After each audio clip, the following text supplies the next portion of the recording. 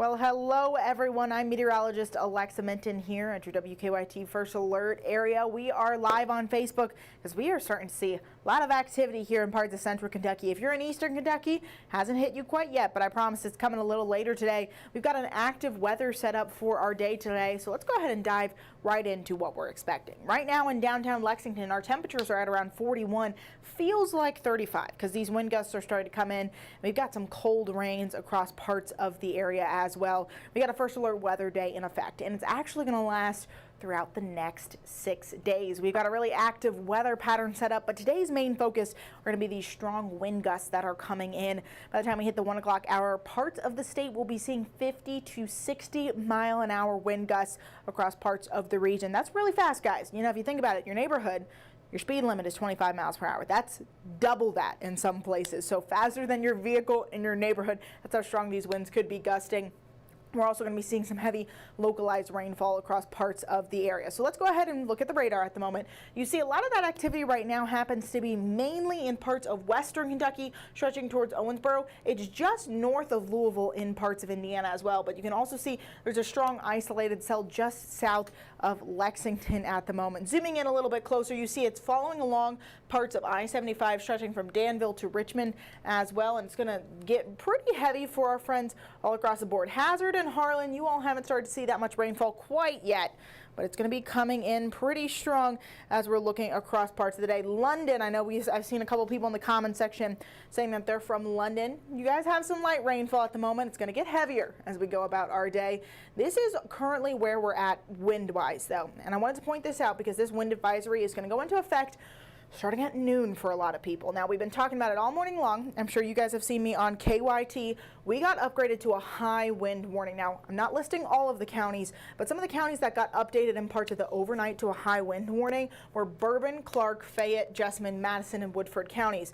2 counties out in eastern Kentucky also have a high wind warning thanks to their higher elevation. That would be Harlan and Letcher County. Now, theirs only goes till 5 o'clock tonight. Most of the state is going to be seeing till 7 o'clock tonight. As you can see, a lot of those high wind warnings are in parts of western Kentucky stretching in towards the Lexington metro area. However, can't ignore all that the rest of the state where you see all of the like bluish white hue, that cyan hue, right? That is still under a wind advisory. So we're talking really strong wind gusts across the board, folks. Again, we're looking already at some of that rainfall falling down. Look at that temperature gradient, though. You know, I'm a sucker for a good temperature gradient. It shows you how unstable this storm system is. We've got a 36 in Covington at the moment, but down in Monticello, they are a little bit different. Even in London, you see 46. So that's a 10-degree temperature difference throughout parts of the state, and that's why you're getting such an active storm system. You know, we have a marginal risk, which is like a level 1 risk from the Storm Prediction Center for today. But again, the things we want to focus on: high winds are likely, strong storms. Our temperatures are going to be in the 50s, but you know, again, that's indicative of this warm front that passes over and then starts to give us some strong winds across the board. So let's talk about these wind gusts because I know that's what's on everyone's mind at the moment.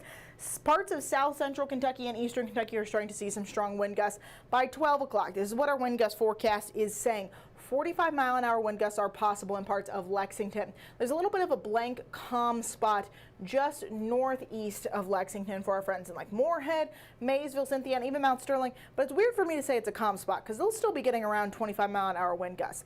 Other parts of the state like Campbellsville, Danville, we're talking 50+ mile an hour wind gusts. Same story in Russell Springs and Somerset as well. Once we look towards 3:30, most of the state will be seeing ranges from 50 to 60 mile an hour wind gusts. This can knock stuff off trees. There's power outages possible and potential. 51 mile an hour wind gusts are possible in parts of Lexington. 62 mile an hour wind gusts are possible in Hazard.